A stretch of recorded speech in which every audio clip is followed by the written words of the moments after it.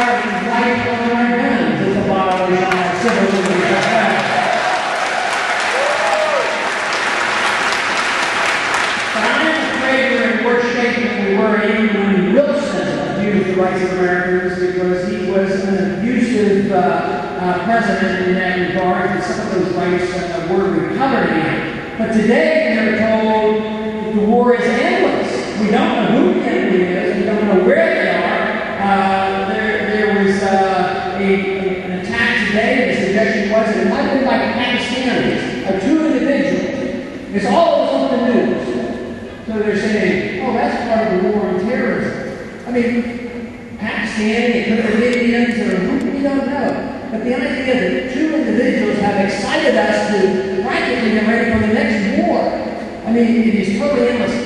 War on terrorism is not a war. Terrorism is mere tactics perpetuated by various individuals.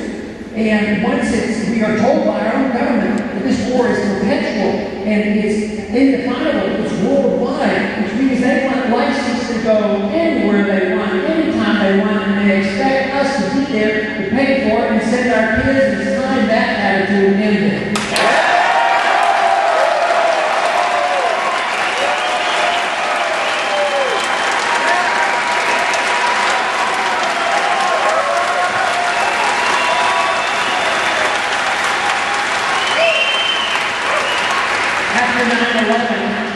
Of course, after 9/11, they immediately planned the administration. They were talking of what would happen immediately, and they said, Iraq. Of course, you know, there's still a large number of American people still believe Iraq had something to do with 9/11, and there was zero relationship with that. And yet, the plan had been made, of course, in 1998 to go in there. You talk about an interventionist policy backfire. You know, the balance of power in the Middle East was a mess over there. Of course, we have been disrupting the area for a long time, supporting the Shah, facilitating the Iranian uprising of radical Islamists in Iran. And of course, us being an ally of Saddam Hussein, invading Iran.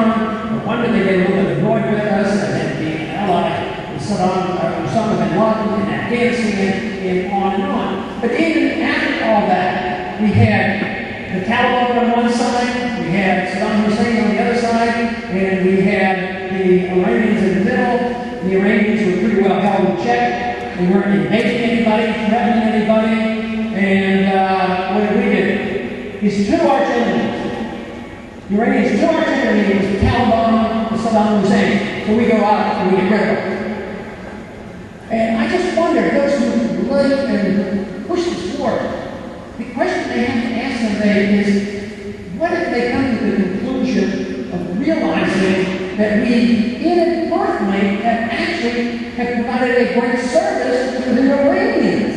Why wouldn't we say, why don't we just quit this stuff? But unfortunately, it goes on and on.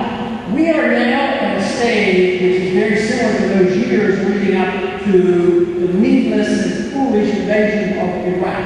And that is the war propaganda directed toward Iran. There is a preparation going on. It probably will not be the same as what happened in Iraq because we're running out of troops. But once again, are these embargoes, are these boycotts? These are acts of war where we prevent countries from importing goods that they need to survive on. This is an act of war. And what happens? Other candidates in our party, they said, we will take nothing off the table, even a nuclear airstrike against a country that is incapable of threatening us. I mean, we have to come back to our senses on this. Why are we so scared? Why are we so intimidated? We don't need to be. We should be confident. I mean, we're capable of defending ourselves.